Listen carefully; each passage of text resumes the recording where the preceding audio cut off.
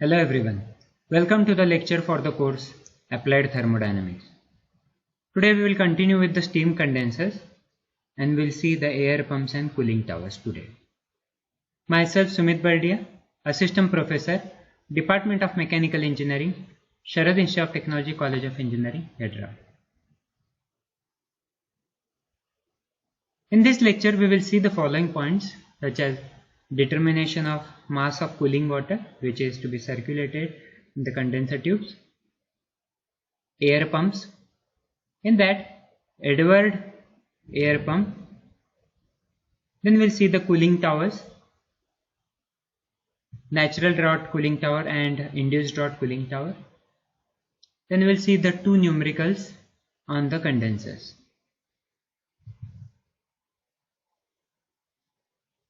Now we need to calculate the mass of cooling water which is to be supplied to the condenser tubes. We are going to calculate it by derivation. Small derivation is there. Now we need to assume some parameters, that is MW here. Let MW is mass of cooling water required in kg per hour and MS is nothing but mass of steam condensed in kg per hour. Ts is the saturation temperature of steam corresponding to the condenser vacuum in degree Celsius. Tc is the temperature of condensate leaving the condenser. Tw1 is the temperature of cooling water at inlet in degree Celsius.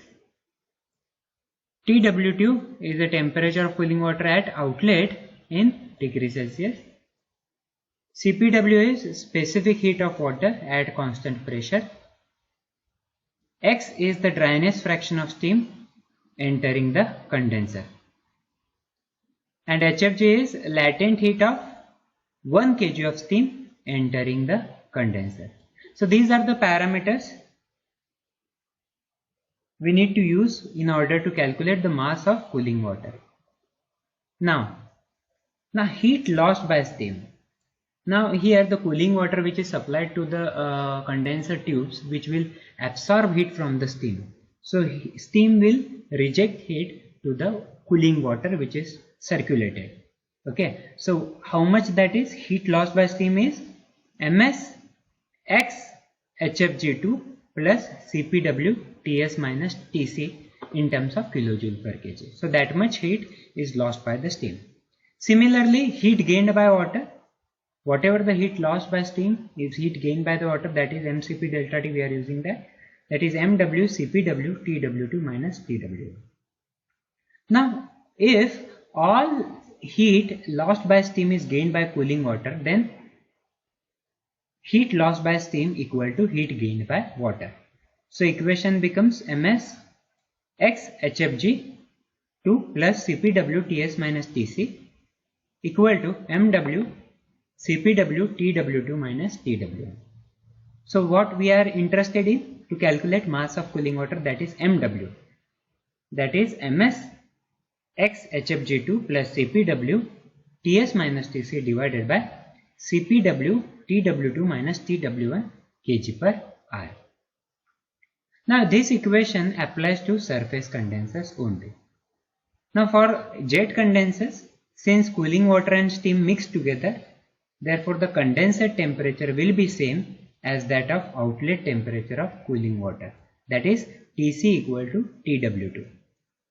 Thus the quantity of cooling water Mw in case of jet condenser is calculated by Ms x Hfg2 plus Cpw Ts minus Tw2. Instead of Tc we need to substitute Tw2 divided by Cpw Tw2 minus Tw1 kg per hour.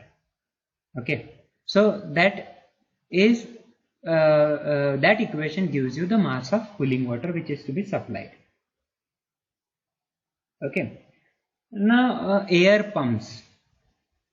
The main function of air pump, or which an air pump performs, is that it maintains vacuum in the condenser as nearly as possible equal to that of corresponding to the exhaust steam temperature by removing air from the condenser.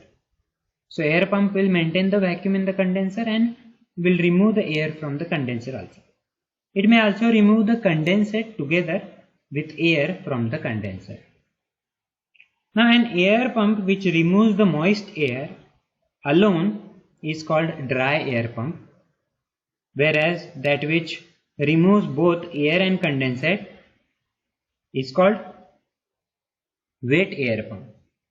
Okay, so dry air pump and wet air pump.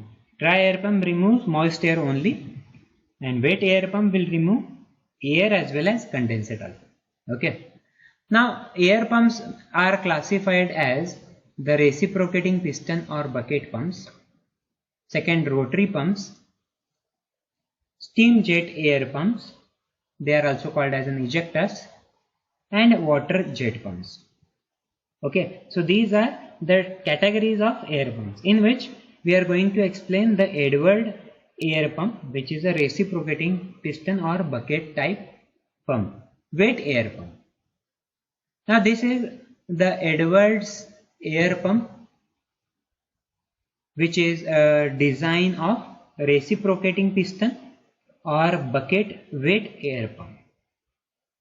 The feature of this pump is the absence of inaccessible foot and bucket valves. This is effected by conical end here at the bottom, conical end to the piston and piercing the base of the liner with ports which communicate with air pump suction pipe, down which the condensate gravitates. Now on the downstroke of the piston here, a partial vacuum is produced above. Since the head valves are closed and sealed by water, here this sealed is, that is black color, that is sealed, immediately the piston uncovers ports, these ports, 1, 2. Air and water vapor rush into the space above the piston here. Further motion of piston causing its conical end to displace the condensate rapidly through the ports.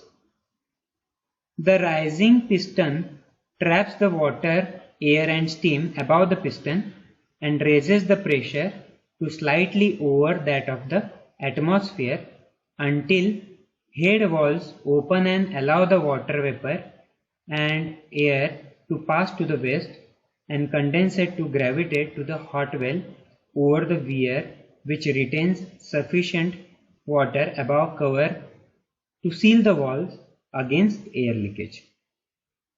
A water sealed relief valve here is placed in the base of the cylinder to release the pressure should it exceed the atmospheric pressure. Okay, so that is about the Edwards air pump. Now we will go towards the cooling towers. Cooling towers are mainly classified, that is natural draught cooling towers and induced draught or mechanical type cooling towers. Okay, now according to material it is a timber, maybe it is timber, concrete or steel ductile. Okay, now what is cooling tower? Now in power plants, hot water from condenser is cooled in cooling tower so that it can be reused in condenser for condensation of steam. In a cooling tower, water is made to trickle down drop by drop so that it comes in contact with the air moving in the opposite direction. As a result of this, some water is evaporated and is taken away with the air. In evaporation, the heat is taken away from the bulk of water, which is thus cooled. Now factors affecting cooling of water in a cooling towers are: first one, temperature of air, humidity of air, temperature of hot air, size and height of tower, velocity of air entering tower, accessibility of air to all parts of tower, degree of uniformity in descending water, arrangement of plates in tower. Okay, so these are the factors which are greatly affects on the cooling tower or cooling of water. Cooling towers may be classified according to the material, that is timber, second concrete, concrete in that ferro-concrete or multi-deck concrete hyperbolic that can be used, and steel ductile. So these are the three types under here. Now timber towers are rarely used due to certain disadvantages, that is due to the exposure to sun, wind, water. Timber rots easily. Timber having life very short, high maintenance charges. The design generally does not facilitate proper circulation of air or limited cooling capacity.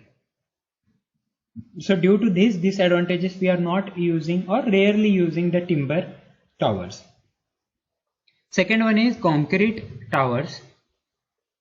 Concrete towers possess various advantages like large capacity, sometimes of the order of 5 into 10 raised to 3 meter cube per hour, improved draught and air circulation, increased stability under air pressure, and of course low maintenance. So these are the advantages of concrete cooling towers.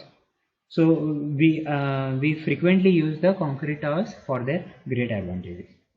Next one is duct type, steel duct type cooling towers, which is also rarely used in case of modern power plants owing to their small capacity. The cooling towers require a draught of air for evaporation of water sprayed. The draught may be created by the chimney or available natural air velocity or by fans, which is called as a mechanical draught. So mechanical draught may be forced or induced depending on the placement of fans. We'll see the induced draught and forced draught. Now here the figure shows about the induced draught cooling tower.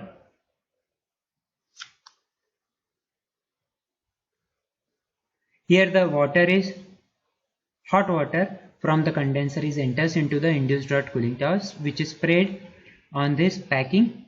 Air is entering from the bottom. Cooling circulating fan is there, so that is a mechanical type induced draught. Now that will cools the hot water which is collected at the bottom here, so which is get cooled and that is again circulated to the condenser. So in induced draught the fan is used, okay, so that it is becomes a mechanical type.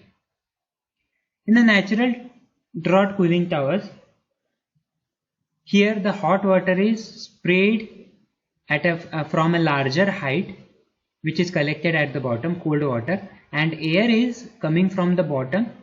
The heat transfer is taking place from hot water to the air. Air will be released from the top end and the cold water we are taking to the condenser.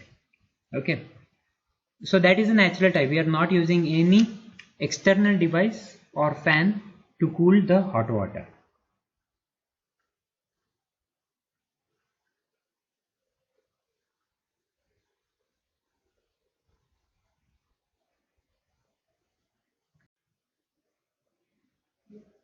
Now we'll see the two numericals on it.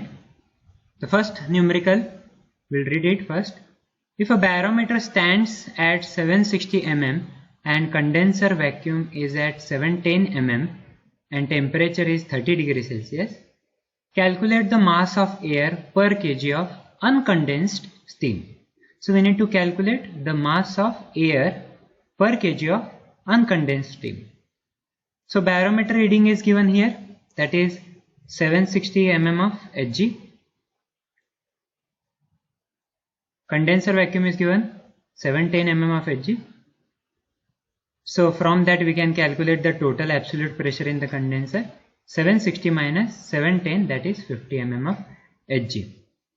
So we already discussed that 1 mm of Hg is nothing but 0.00133 bar, that is, so 50 multiplied by 0.001333, that is 0.06665 bar. Now the temperature in the condenser is around 30 degrees Celsius. So with respect to that we can calculate the pressure exerted, pressure of the steam, that is at 30 degrees Celsius from steam table we are getting 0.0425 bar. Now the pressure exerted by air, that will be reduced from this absolute pressure, that is 0.06665 minus 0.0425. So that will be 0.0245. Now specific volume we need, that is from steam table, it is coming 32.89 meter cube per kg. So ultimately we need to find out the mass of air per kg. So as we are considering air is an perfect gas equation, so PV equal to MRT, PV equal to MART. So MA will be PV divided by RT. So you have calculated the parameter, we are going to substitute here 0.024 into 10 raised to 5 multiply by 32.89, that is specific volume, divided by 287. Gas constant we are taking as a joule, 287 joule per kg Kelvin, and T in terms of Kelvin, so 30 plus 273. So ultimately we are getting the mass of air per kg as 0.908 kg. That mass of air which is present in the uncondensed steam, so that we have calculated here. Let's go for second example, that is steam enters the condenser at 36 degrees Celsius with the barometer reading 760 mm. If the vacuum of 695 mm is produced, then we need to find out vacuum efficiency. So what is vacuum efficiency? That is actual vacuum divided by maximum obtainable vacuum. So actual vacuum they are already given, that is 695. So maximum obtainable vacuum we need to calculate. For that we need to find out the partial pressure of steam, that is PS, and that will be calculated by the steam table by using the temperature 36 degrees Celsius. So from steam table at 36 degrees Celsius, so partial pressure of steam is 0.090595 bar. So we need to convert into mm of Hg, so divide by 0.001333 mm of Hg, that is coming 44.64 mm of Hg, that is a partial pressure. So maximum obtainable will be 760, that is atmospheric pressure, minus partial pressure of steam, that is 44.64, is coming as 715.36 of Hg, maximum obtainable vacuum. Now substitute the value of both actual vacuum divided by maximum obtainable, that is 695 divided by 715.36, so it is coming 97% of vacuum efficiency. So likewise we need to solve various problems on various parameters like condenser efficiency, vacuum efficiency, mass of cooling water. So like parameters we need to calculate, we need to solve these problems. Okay, so we'll stop here and we'll continue with the next chapter in the next lecture. Thank you.